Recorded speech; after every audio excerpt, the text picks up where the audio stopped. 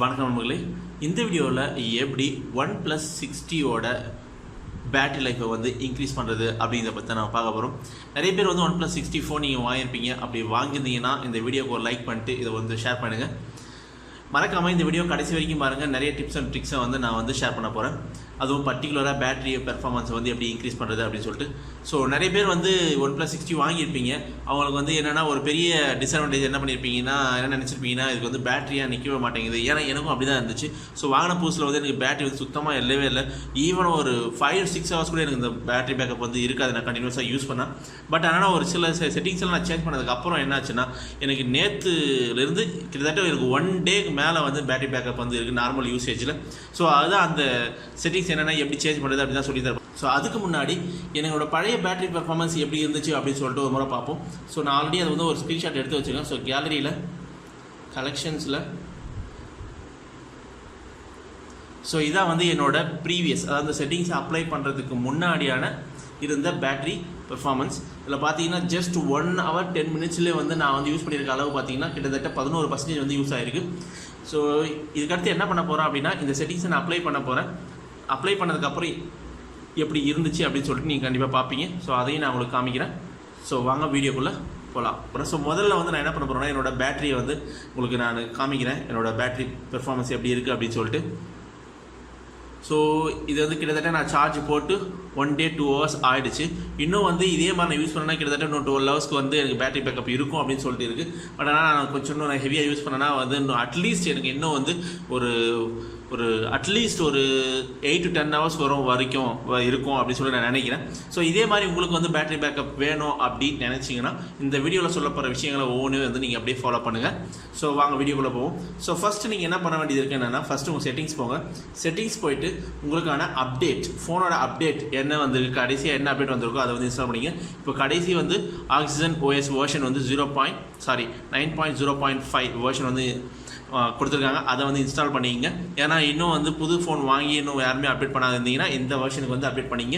So once நீங்கள் update பண்ணி முடிச்ச உடனே என்ன பண்ணுங்கன்னா, ஃபஸ்ட் நீங்கள் பண்ண வேண்டிய விஷயம் என்னென்னா, ஃபஸ்ட் வந்து டிஸ்பிளே போய் டிஸ்பிளே போங்க. டிஸ்பிளேயில் போயிட்டு ஃபஸ்ட் நீங்கள் அடாப்டிவ் டிஸ்பிளே வந்து எனேபிள் பண்ணிவிட்டு அதுக்கப்புறம் என்ன பண்ணுங்கன்னா, கீழே வந்தீங்கன்னா கஸ்டமைசேஷனில் வந்து தீம் அப்படின்னு சொல்லிட்டு இருக்கும். தீமில் போயிட்டு நீங்கள் செய்ய வேண்டியது டார்க் தீமை வந்து செலக்ட் பண்ணணும். லைட் தீமை வந்து செலக்ட் பண்ணாதீங்க, டார்க் தீமை செலக்ட் பண்ணுவோம். ஏன்னா வந்து லைட் தீமோட டார்க் தீம் வந்து பேட்டரி பெர்ஃபார்மன்ஸில் வந்து அதிகமாக இருக்கும். ஏன்னா பேட்டரி கொஞ்சம் நேரம் தாக்கு பிடிக்கும். ஸோ அதனால் வந்து அதுவும் இல்லாமல் டார்க் தீம்னால யூசேஜ் வந்து ரொம்ப கம்மியாக இருக்கும், அதாவது பேட்டரி யூசேஜ்.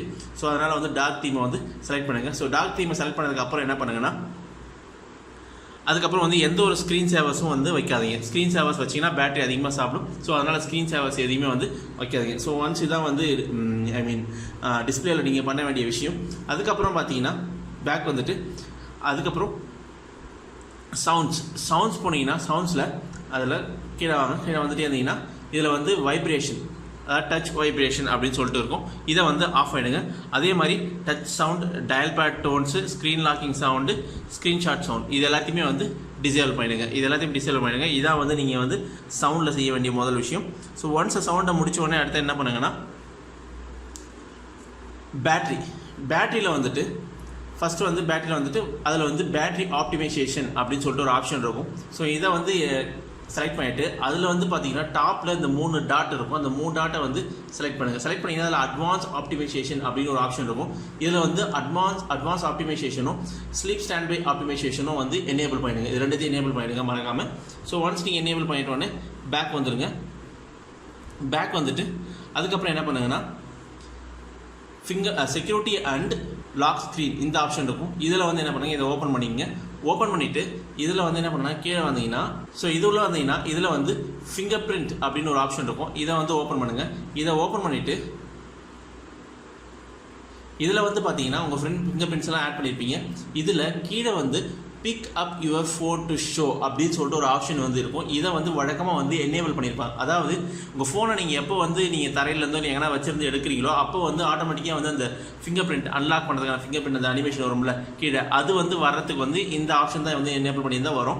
ஸோ இதை வந்து டிசேபிள் பண்ணுங்கள். அதுக்கப்புறம் tap the screen to show அப்படின்னு சொல்லிட்டு இந்த ஆப்ஷனை வந்து எனேபிள் பண்ணுங்கள். ஏன்னா நீங்கள் ஒவ்வொரு முறையும் வந்து இந்த ஃபோனை வந்து நீங்கள் கீழே வச்சு எடுக்கும்போதோ இல்லை வந்து நீங்கள் பேக்கெட்லையோ இல்லை வேற எங்கேயும் வண்டியில் பைக்கில் போகும்போது என்ன ஆகும்னா ஒவ்வொரு முறையும் நீங்கள் வந்து ஃபோன் வந்து கண்டினியூஸாக அந்த சென்சாரை வந்து அதாவது நீங்கள் ஃபோன் எடுக்கிறீங்களா எடுத்தோடனே ஆட்டோமேட்டிக்காக காமிக்கிறதுக்காண்டி அந்த சென்சார் வந்து கண்டினியூஸாக இருக்கிறதுனால இந்த பேட்டரி அதிகமாக யூஸ் பண்ணுற ஒரு ஆப்ஷன். ஐ மீன் அதனால் வந்து ரொம்ப பேட்டரி வந்து அதிகமாக வந்து யூசேஜ் ஆகும். ஸோ கம்பல்சரி நீங்கள் வந்து இதை ஆஃப் பண்ணியே ஆகணும். ஏன்னா நீங்கள் ஆஃப் பண்ணால் தான் நீங்கள் பேட்டரி கொஞ்சம் சேவ் பண்ண முடியும். ஸோ நம்ம வழக்கமாக நார்மலாக மற்ற ஃபோன் யூஸ் பண்ணுற மாதிரி டபுள் டேப் பண்ணோம்னா ஆட்டோமேட்டிக்காக வந்து அந்த ஸ்க்ரீன் வரும். நீங்கள் ஈஸியாக வந்து நீங்கள் வந்து இது பண்ணிக்கலாம். இப்போ நான் எக்ஸாம்பிள் வந்து இப்படி சொல்கிறேன். ஸோ டபுள் டேப் பண்ணோன்னா ஆட்டோமேட்டிக்காக நீங்கள் வந்து அன்லாக் பண்ணிக்கலாம். ஸோ இந்த ஆப்ஷனை வந்து எனேபிள் பண்ணிங்க. எனேபிள் பண்ணிட்டு அப்புறம் பேக் வந்துடுங்க. ஸோ பேக் வந்துட்டு அடுத்து என்ன பண்ணுங்க அப்படின்னா மறுபடியும் வந்து பட்டன்ஸ் அண்ட் கெஸ்டர்ஸ் இதில் போயிட்டு என்ன பண்ணுங்கன்னா மற்ற பட்டன்ஸ் ஏதாவது நீங்கள் எனேபிள் பண்ணி வச்சுருந்தீங்கன்னா இப்போ ஃபார் எக்ஸாம்பிள் குயிக் கெஸ்டரில் வந்து ஏதாவது எனேபிள் பண்ணி வச்சுருந்தீங்கன்னா அது எல்லாத்தையுமே வந்து டிசேபிள் பண்ணிவிடுங்க. உங்களுக்கு தேவைன்னா எனேபிள் பண்ணிங்க. உங்களுக்கு நல்ல பேட்டரி வேணும் அப்படின்னா இந்த ஆப்ஷன்ஸ் எல்லாமே வந்து நீங்கள் டிசேபிள் பண்ணிவிடுங்க. அதுக்கப்புறம் பார்த்தீங்கன்னா உங்களுக்கு வந்து நேவிகேஷன் பார் அண்ட் கெஸ்டரில் வந்து பேக் ஹோம் இந்த ஆப்ஷனை வந்து நீங்கள் எனேபிள் பண்ணி வச்சுங்க. இந்த ஆப்ஷன் நீங்கள் எனேபிள் பண்ணுறது மூலமாக கொஞ்சம் நீங்கள் பேட்டரி வந்து சேவ் பண்ணலாம்.